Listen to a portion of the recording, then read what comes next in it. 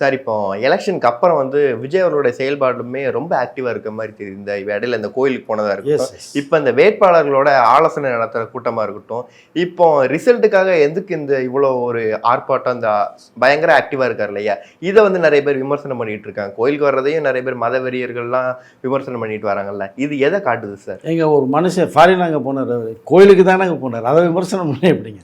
But விமர்சனங்களை வரதாங்க செய்யும். ஏன்னா பொது வாழ்க்கைக்கு வந்துட்டீங்க, மக்கள் வந்து உங்களுக்கு மிகப்பெரிய ஆதரவு கொடுத்துட்டாங்க, வந்துட்டா என்ன பண்ணுறது அப்படிங்கிற மிகப்பெரியது.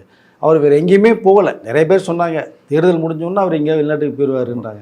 இப்போ கூட பாருங்கள், ரிசல்ட்டை வந்ததுக்கு பிறகு அவர் எங்கேயோ வெளிநாட்டில் போய் தங்க போகிறாரு அப்படிலாம் சொல்லிகிட்டு இருக்காங்க. ஆஸ்திரேலியா நீங்கள் டிக்கெட் எடுத்து கொடுத்தீங்களா? இல்லை போனால் போட்டுங்க, இதில் என்னங்க இருக்குது? இதில் இதுவரை கடுமையாக உழைச்சிருக்கார், இப்போ எங்கேயுமே போகலை. தேர்தல் முடிந்த பிறகு கிட்டத்தட்ட ஒரு வாரத்துக்கு மேலாகுது. சென்னை நிர்வாகிகளை கூப்பிட்டு பேசிகிட்டு இருக்காரு, வேட்பாளர்களை கூப்பிட்டு பேசிகிட்டு இருக்காரு. ரிசல்ட் வரதுக்கு முன்னாடியே ஆக்டிவாக இருக்கார். ரிசல்ட் வந்ததுக்கப்புறம் எப்படி ஆக்டிவாக இருப்பார் உங்களுக்கு? அதை மக்களுடைய இறுதி தீர்ப்பு தான். தீர்ப்புக்கு எல்லாருமே வெயிட் பண்ணுறாங்க.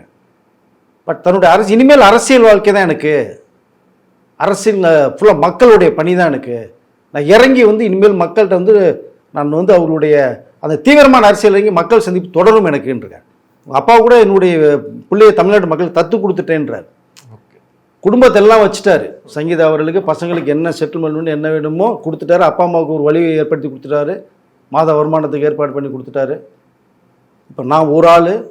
ஸோ இப்போ நம்மளுடைய அரசியல் பணிக்கும் மக்கள் நல பணிக்கும் நான் வந்து இறங்கி வேலை செய்ய போகிறேங்கிற அளவுக்கு தான் இப்போ ஒரு வாரமாக பேச்சுவார்த்தைகள் போய்கிட்டு இருக்குது.